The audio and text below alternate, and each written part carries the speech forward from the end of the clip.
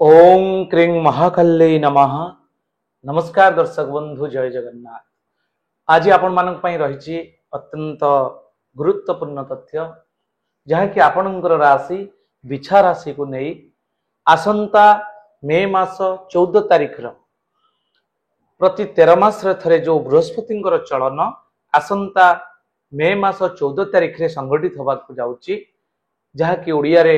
बैशाख मास 31 दिन रात्र 10:59 आपणकर बृहस्पति मृगशिरा नक्षत्र मिथुन राशि को चलन करेंगे। कौन रहिबो प्रभाव 13 मास पर्यंत, कौन प्रभाव रहिबो, को क्षेत्र रे आपण लाभवान हेबे, को क्षेत्र रे सतर्कता रहिबे। दर्शक बंधु, एटा चंद्र कुंडली अनुसार तैयारी हिची, मून साइन अनुसार प्रेडिक्शन करा जाउची। एटा कौन सी भय देखा नुहे, राशिफल आंशिक प्रभाव थिबारु राशिफल को आमे आपण मान आगे सतर्कता सूत्र रे आपण को कहा जाउची, किंतु कौन सी भय देखा नुहे, आपणकर दैनंदिन जीवन को भयपूर्ण करने नुहे। मु सब बेले आपण मान को कही आसी पूर्व एपिसोड रे जो शनिंकर चलन को नहीं डिस्क्रिप्शन बॉक्स रे जाई देखि परिबे। शनिंकर चलन को नहीं जो अनेक गुड़े अनेक ज्योतिर्विद माने जो माने थंबनेल ले अत्यंत आतंकित टाइटल दे भय देखैचंती, सेमती करबा अनुचित। किंतु आपण माने सेतिरे भयभीत होबार नाही। गोचर फल, सामूहिक फल,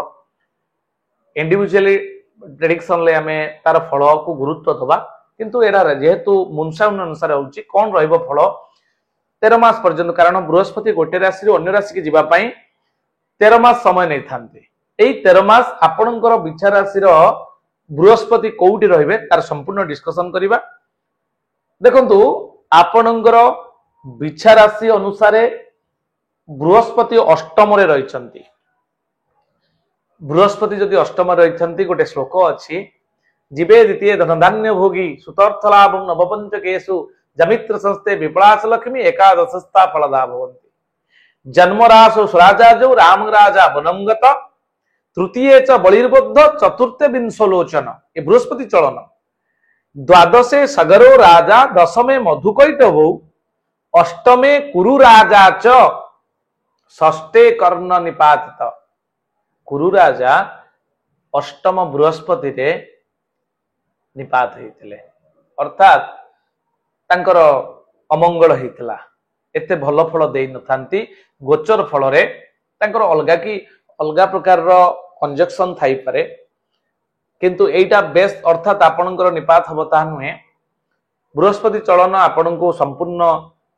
बाधा दब ता भी नुहे, कौन सी विनाश करिवो ता भी नुहे। सेतबेलर जो श्लोक एठी को क्षेत्र रे आपण को टिके प्रॉब्लम क्रिएट करि पारे, तार सामान्य आभास मु आज आपण मान को दबा पई चाहूची।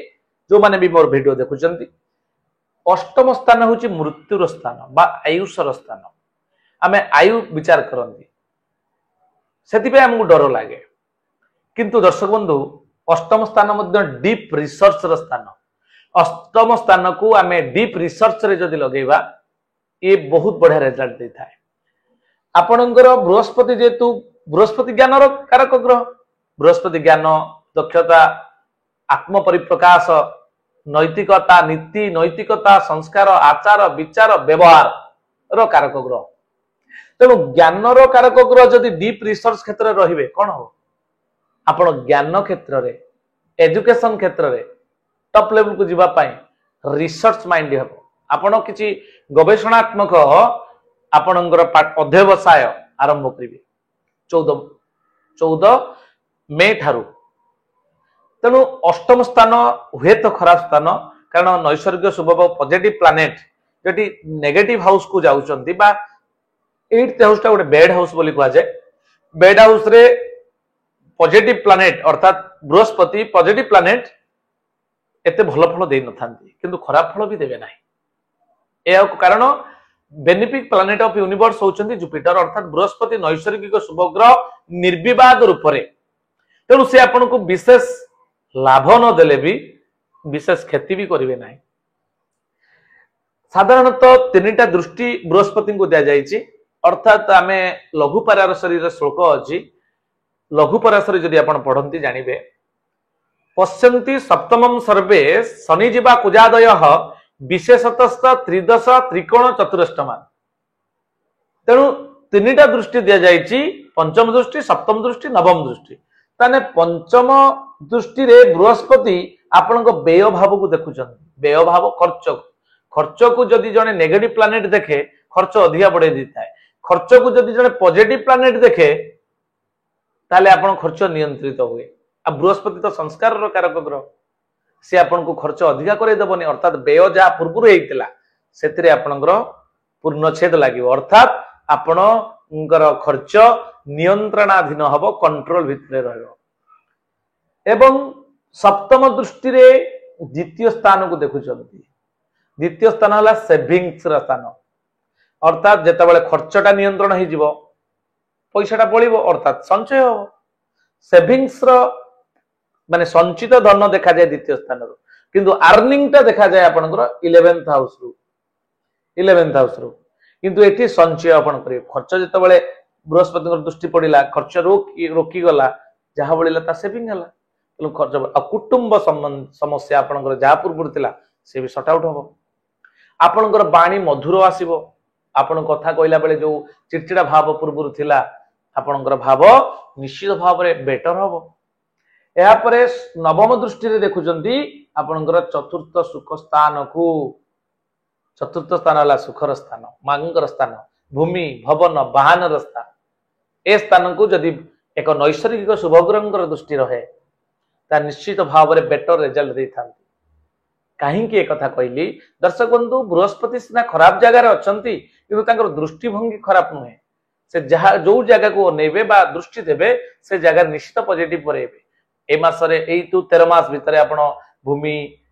आपणकर नूतन गाड़ी परचेज करि पारंती कारण बृहस्पति दृष्टि आपण चतुर्थ वाहन स्थान को रही सुख स्थान को रही तेणु ओभरऑल आम जो देखा केवल अष्टम स्थान में बृहस्पति रहिले जे खराब फल देवे ता नुहे ये गोचर आपण को विशेष लाभ नदेले मध्य आशानुपातिक क्षति आपको देवे ना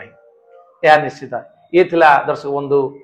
आपणकर सूचना आर जदि पावर को डेवलपमेंट करने चाहते अर्थात बृहस्पति